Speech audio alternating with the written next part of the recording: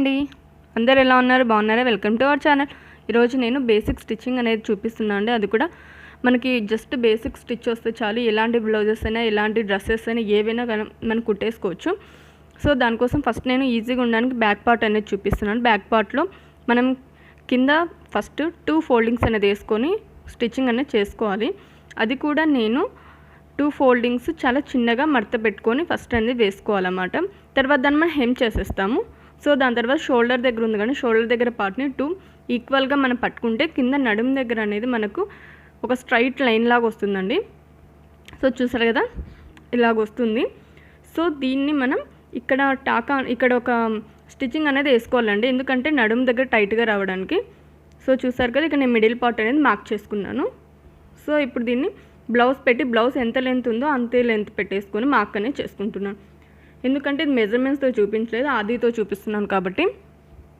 So చూసారు కదా ఇలా సేమ్ అండి దాని నుంచి మనం ఒక లైన్ ఉంది కదండి లైన్ గీసాం కదా ఆ లైన్ పైన నుంచి పెట్టుకోవాలన్నమాట సో అది ఎందుకంటే మనం లైన్ని మనం ఫోల్డ్ చేసేస్తాము అక్కడ మనం హెమ్ చేస్తాం సో దానికోసం అనేసి మనం అక్కడ దాని మీద నుంచి పెట్టుకు దాని పైన నుంచి పెట్టుకోవాలన్నమాట సో మీకు అర్థం కావాలని క్లారిటీగా చూపిస్తున్నాను నేను సో ఇలా మనం 2 మార్క్స్ మెయిన్ లైన్ కాకుండా దాని పక్కన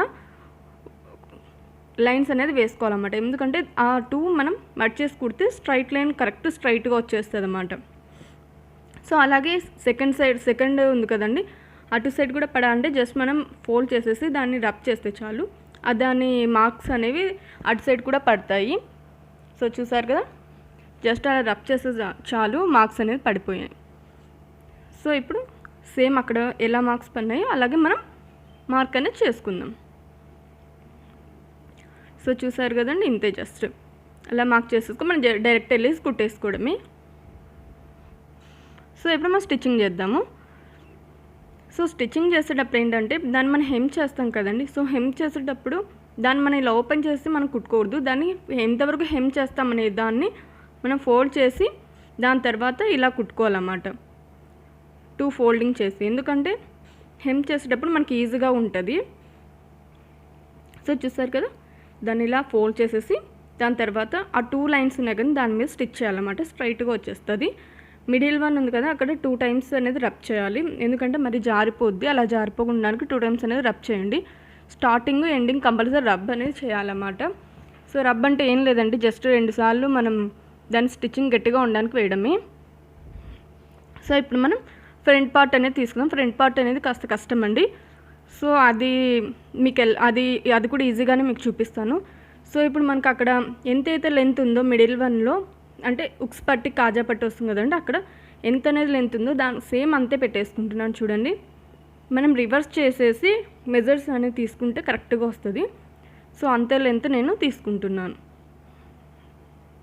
సో చూసారు కదండి సేమ్ అంతే తీసుకున్నాను దాని మెయిన్ లైన్కి మనం కరెక్ట్ మెయిన్ లైన్ దగ్గర అనేది మనకి డాట్ అనేది రావాలన్నమాట సో ఇప్పుడు నెక్స్ట్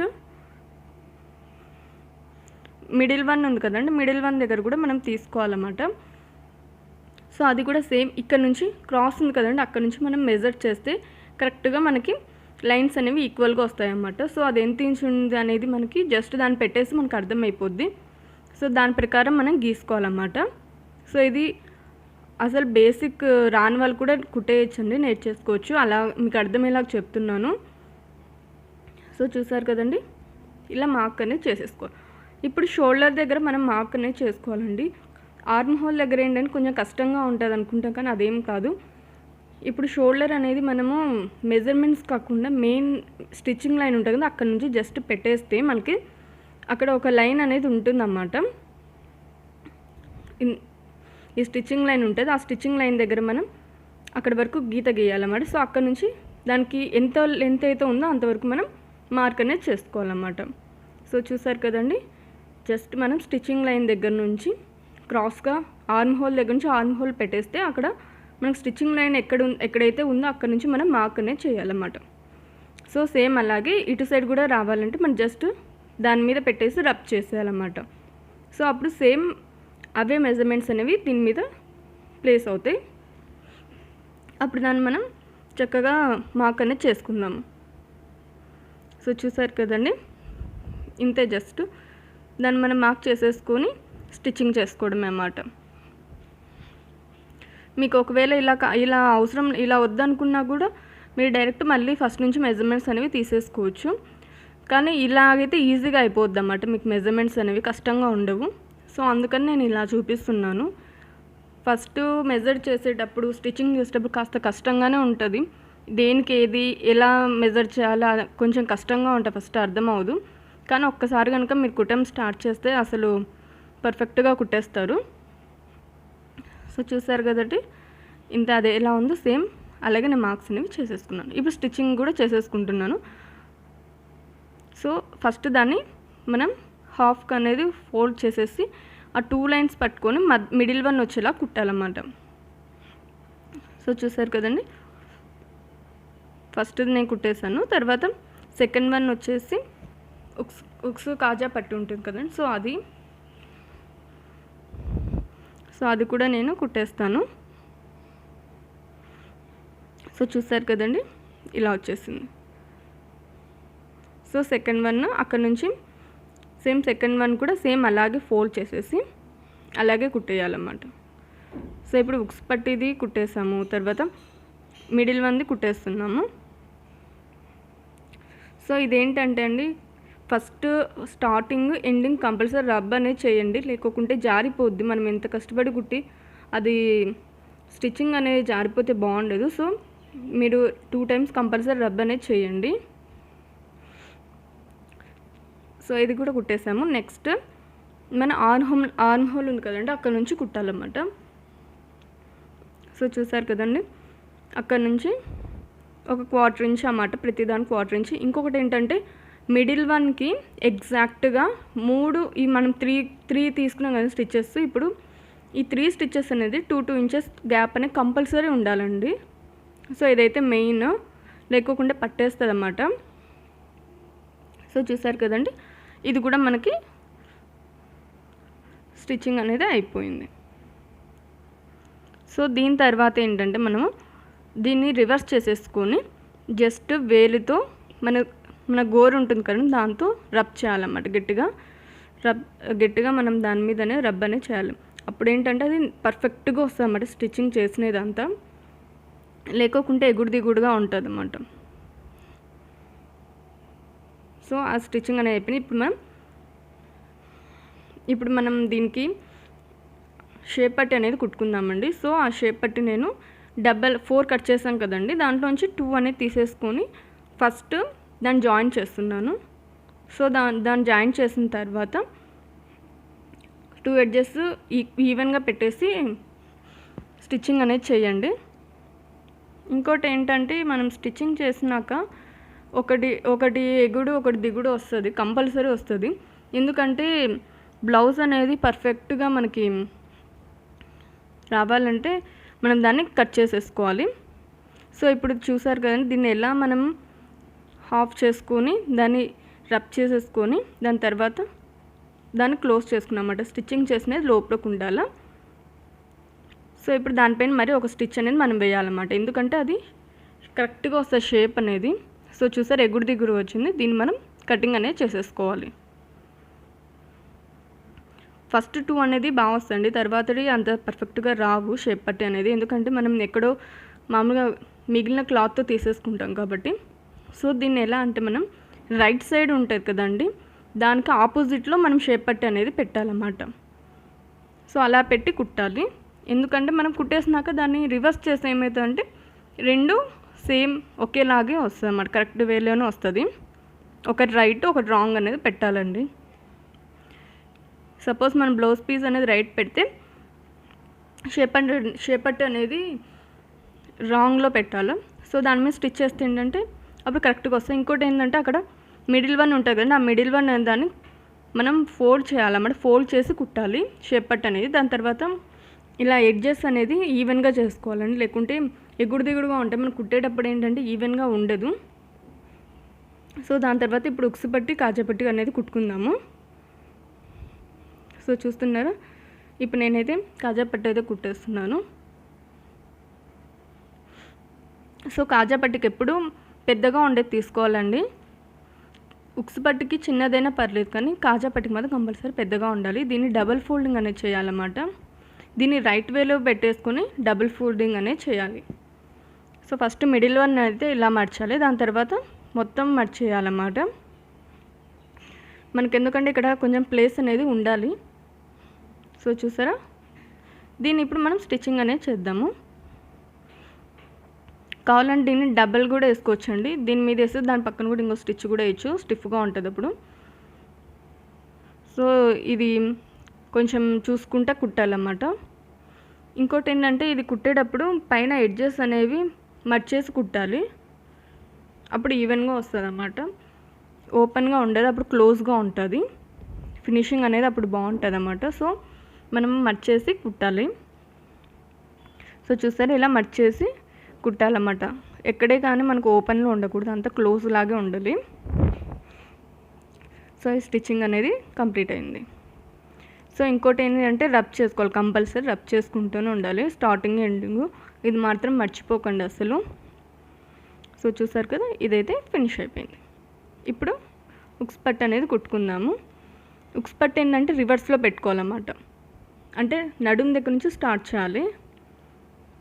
సో చూసాను, నడుము దగ్గర నుంచి నేను కుడుతున్నాను. అది కూడా ముందర ఫస్ట్ ఫోల్డ్ చేశాను. చూసండి, ముందర ఫస్ట్ ఫోల్డ్ చేశాను. ఫోల్డ్ చేసి కుట్టాలన్నమాట స్టార్టింగ్. చూసారా, ముందర ఫోల్డ్ చేసి ఇప్పుడు దాన్ని అనేది నేను స్టిచ్ చేస్తున్నాను. చూసుకుంటా కుట్టాలి. ఫస్ట్ కొంచెం ఈ రెండు జాయింట్ చేసేటప్పుడు కాస్త ముందరికి వెనక్కి రావచ్చు, ఏం పర్లేదు. మరి ఇంకోసారి ట్రై చేయండి, ఒకవేళ అలా వచ్చినా దాని మీద ఇంకో స్టిచ్ చేస్తే మీకు స్టిఫ్గా అయిపోద్ది. సో చూసారు కదండి, ఇది నేను కుట్టేస్తున్నాను. ఈ ఉక్స్ పట్టి ఏంటంటే క్లోజ్గా ఉంటుందండి, కేవలం కాజా పట్టి మాత్రం ఓపెన్గా వస్తుంది అన్నమాట. సో ఉక్స్ పట్టి మొత్తం మనం క్లోజ్ చేసేస్తాము. బ్లౌజ్ ఎంత ఉందో అంతే ఉంటుంది. కాజా పట్టికి అయితే ఇంకా కొంచెం ఎక్స్ట్రా బ్లౌజ్కి యాడ్ అవుతుంది. సో చూసారు కదండి, ఇది కూడా స్టిచ్చింగ్ అనేది చేసేసాను.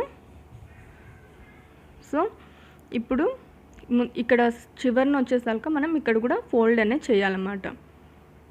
కంపల్సరీ చివరిన ఫోల్డ్ చేయాలి. ఫ్రంట్లో ఫస్ట్ స్టార్టింగ్ చివరిన 2 సార్లు మనం ఫోల్డింగ్ అనేది కంపల్సరీ చేయాలి, అలాగే రబ్ కూడా చేయాలి. సో చూసాను, దీన్ని మొత్తం హాఫ్ చేశాను ఫస్ట్. దాని తర్వాత మిగిలిన హాఫ్ మొత్తం బ్లౌజ్ ఎంత ఉందో అంత సమానంగా పెట్టేశాను. సో ఇప్పుడు దీన్ని స్టిచ్చింగ్ అనేది చేయాలి. సో ఇది 1 అయినా 2 అయినా స్టిచ్చింగ్స్ చేయొచ్చండి. నేనైతే 1 స్టిచ్చింగ్ చేస్తున్నాను, అంటే స్టిఫ్గా ఉండడానికి. సో ఇప్పుడు నేను స్టిచ్చింగ్ అనేది చేసేస్తున్నాను. దానిపైన ఫస్ట్ రబ్ చేయండి, ఫస్ట్ రబ్ చేసినాక స్టార్ట్ చేయండి. సో ఇది ఇక్కడ మనకు ఉక్సులు అనేవి వస్తాయి. సో ఇప్పుడు స్టిచ్చింగ్ అనేది కంప్లీట్ అయిపోయింది. లాస్ట్లో రబ్ చేయండి. సో ఇది అయిపోయింది, ఫినిషింగ్ అయిపోయింది అన్నమాట. సో దీని తర్వాత నేను హ్యాండ్స్కి చెప్పాను కదండి ఎక్స్ట్రా పడుతుంది క్లాత్ అని. సో దానికోసం ఎక్స్ట్రా క్లాత్ అనేది కుట్టుకుంటున్నాను హ్యాండ్స్కి. సో ఇది డబల్ స్టిచ్ చేయాలండి. ఫ్రంట్ బ్యాక్ 2 స్టిచెస్ అనేది కంపల్సరీ వేయాలన్నమాట. ఫస్ట్ స్టిచ్ చేయాలి జాయింట్ చేసి, దాని తర్వాత రివర్స్ చేసి మళ్ళీ జాయింట్ చేయాలన్నమాట, మళ్ళీ స్టిచ్ అనేది వేయాలి. సో ఇలా వేస్తే ఏంటంటే స్ట్రాంగ్గా ఉంటుంది, ఊడిపోతుంది తొందరగా. సో చూసారా, మళ్ళీ నేను రివర్స్ చేశాను. రివర్స్ చేసి మళ్ళీ అక్కడ కూడా డబుల్ స్టిచ్ అనేది తీసుకుంటున్నాను. సో డబుల్ స్టిచ్ అనేది కంపల్సరీ వేయాలి. సో ఇప్పుడు హ్యాండ్స్ అనేవి మనం కుట్టేసుకున్నాము. సో దీనికోసం నేను క్లాత్ అనేది కట్ చేసుకున్నాను అన్నమాట. ఎక్స్ట్రా పీస్ నుంచి క్లాత్ అనేది తీసుకున్నాను. సో నేను చెప్పాను కదా, ఇది పెద్ద బ్లౌజ్ కుడుతున్నాను, చిన్న బ్లౌజ్ ఏం కాదు. సో దానికోసం నేను క్లాత్ అనేది కట్ చేసుకున్నాను. ఇప్పుడు హ్యాండ్స్ పెట్టేసుకొని సేమ్ యాస్టీస్గా నేనైతే డ్రా అయితే చేసుకుంటున్నాను. సో ఇది ఎక్కడంటే ఆర్మ్ హోల్ దగ్గర అనేది నేను స్టిచ్ చేశానండి. సో చూసారు కదా, ఇప్పుడు దీన్ని నేను కటింగ్ అనేది చేసేసుకుంటున్నాను. సో దీని ప్రకారం మనం ఇప్పుడు స్టిచ్చింగ్ అయితే చేసేసుకుందాము.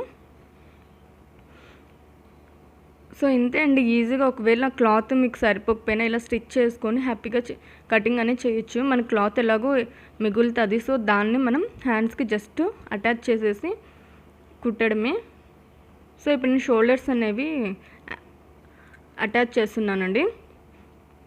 ఈ షోల్డర్స్ అనేవి అటాచ్ చేసేటప్పుడు రెండు రైట్ అని ఉండాలి అండ్ రెండు రాంగ్ అయినా ఉండాలి.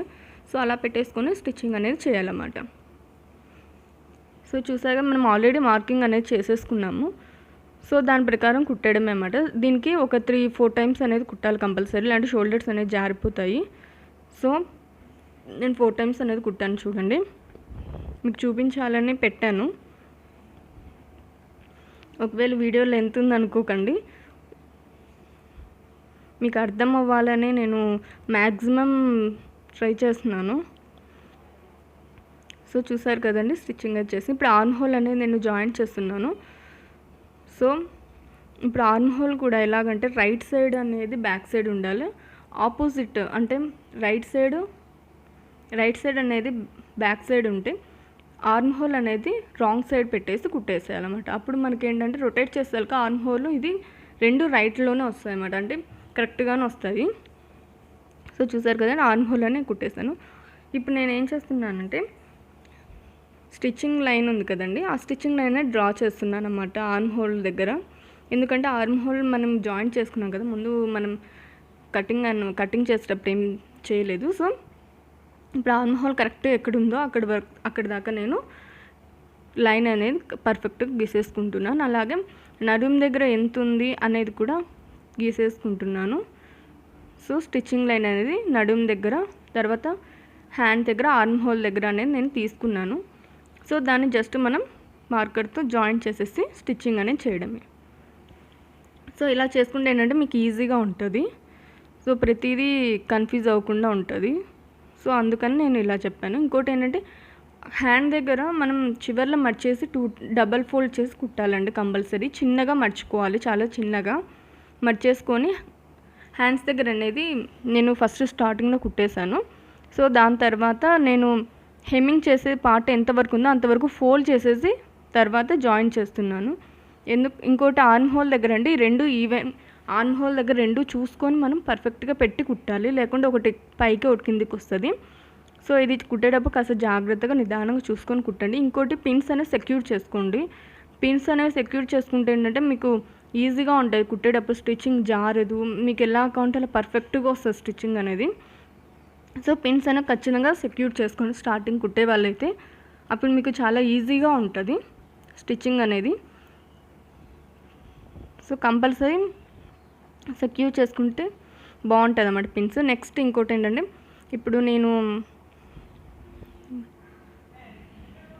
ఇప్పుడు నెక్ పట్టు అనేది వేస్తున్నానండి.